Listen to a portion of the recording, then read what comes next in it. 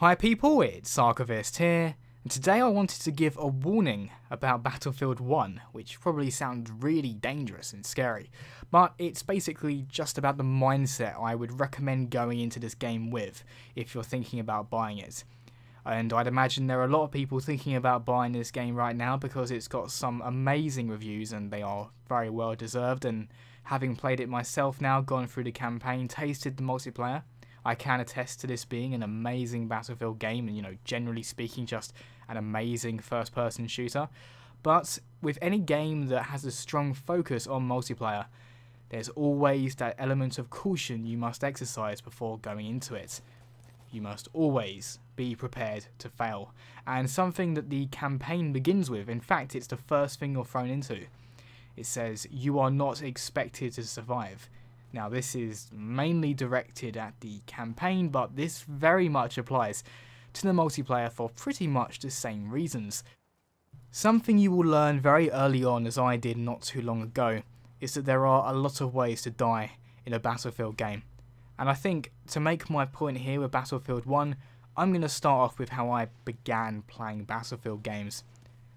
Like many people, I enjoyed the last gen sensation that was Call of Duty 4.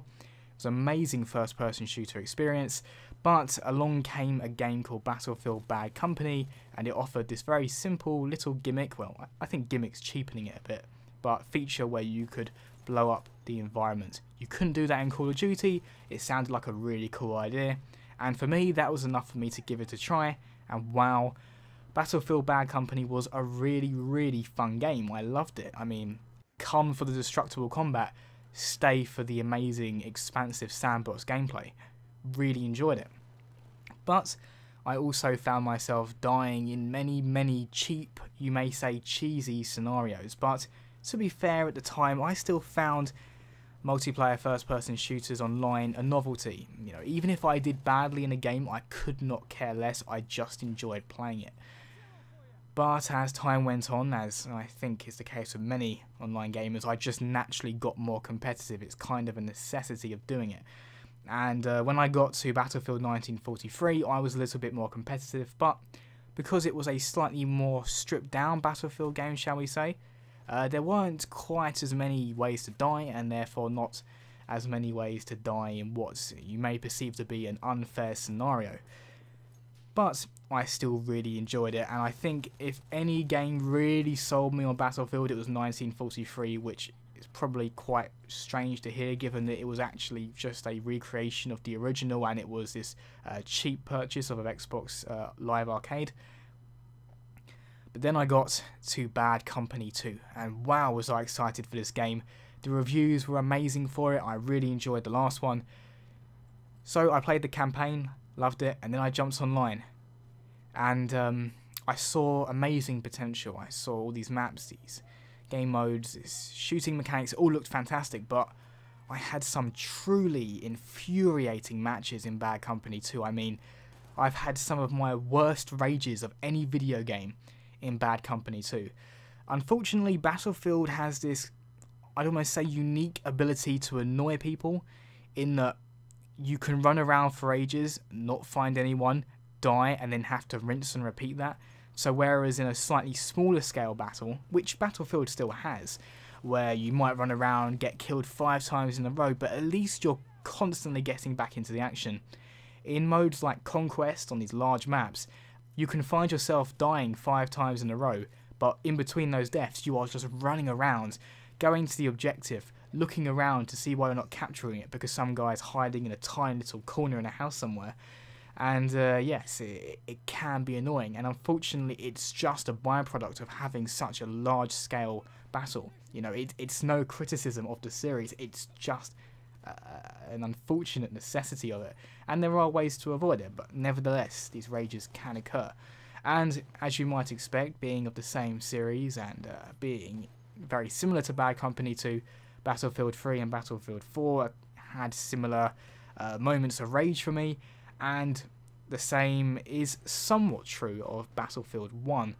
But because this game is just so good, it's just so well made, I love the setting, I really want to get into it, I've made something of a pledge to myself not to get annoyed and to going with a different mindset. And to anyone who has a similar experience with the Battlefield series to me, something of a love-hate relationship you might say, perhaps this is worth sharing with you. So the first lesson I've tried to teach myself is to truly understand the strengths, but in some ways more importantly the limitations of the 4 classes. When I first started playing Assault, I was convinced I would just be Assault forever, because in close quarters, which is where I played my first games, it just dominates because you do so much fantastic hip-fire damage, or even aiming down the sight at close quarters. It's really, really good, and you will probably take out most classes. But if you take Assault into medium range, or God forbid long range, you will just be destroyed. So focus on parts of the map where you are in close quarters. If you're a medic, you're not really meant for getting out and out kills, you're meant to support your team. So obviously you can just heal people, which is really useful because health regen is intentionally very slow in Battlefield, or you can actually revive people. Now this is useful because you just bring back, you bring someone back to life, that's fantastic. But this is particularly good when you are trying to take an objective, because it means you'll capture it all the faster having that person alive. But what I've noticed some people do is revive for the sake of it. I've basically been blown up by a tank before. Someone dives in, revives me, and then the tank just blows me up instantly. Don't do that, it's very annoying. If you're support, I found it to be basically the jack of all trades but master of none. It can't really be said to be the master of any range, but you have to think about your opponent's weakness. If you see an Assault class get to a distance, you'll be fine, and it's exposing their weakness. If you're up against a medic, I'd say getting close. If you're against a sniper, again, getting close.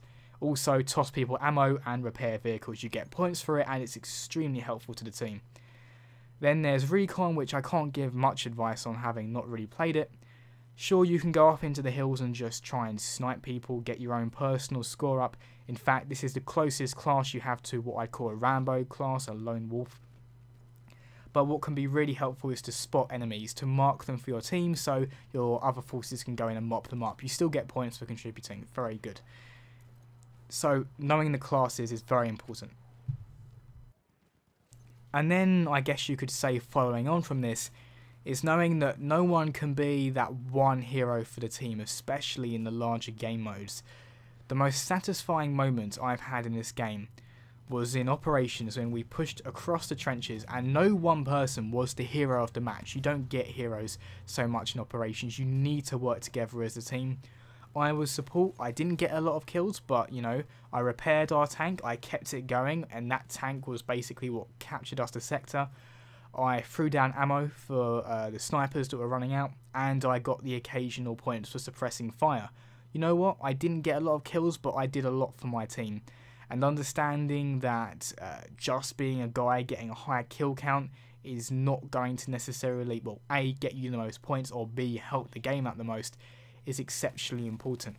And I will be the first to admit it's really difficult to get out of that mindset of, oh, if I get the most kills and the least deaths, I'm the best player. That is not the case with Battlefield, unless you're playing team deathmatch.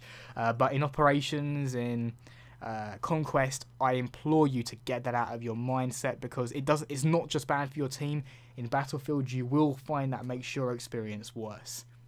And then the final lesson that I've taught myself, and I encourage you to listen to as well, is acceptance. Even if you're a really good player in your own right, you will have those games that are absolutely awful to play. You'll run in, get sniped by some guy way off in the distance. You'll respawn, get sniped by another guy who's somehow got behind your lines. You'll come back, get stabbed in the back by a medic with a bayonet. Come back again, get blown up by a tank. Come back again, get blown up by that same tank. Come back, get gassed out by gas. Come back again, get grenaded by some random grenade spam. Come back again, get run over by a jeep. And then just, taken out by a shotgun. There are so many ways you can die. And there are some games where, they just seem to chain together. And to any human, that will wear on you, and you will actually get progressively worse if you let that annoy you, and you will continue to die until you're basically just running at gunfire. These matches will occur, but it's worth gritting your teeth and bearing it for the better ones. And if there's any actual advice beyond just, get through it, I would recommend trying to avoid squad spawns if you can. If I've had cheap deaths from anything, it's from spawning next to my squad, and then because it can't be as precise about where you come in, you might spawn right in front of an enemy. It's just far more likely to happen than if you spawn at base. So this has been my guide to keeping your sanity, you might say, in Battlefield 1. As always people, thanks very much for watching and see you next time.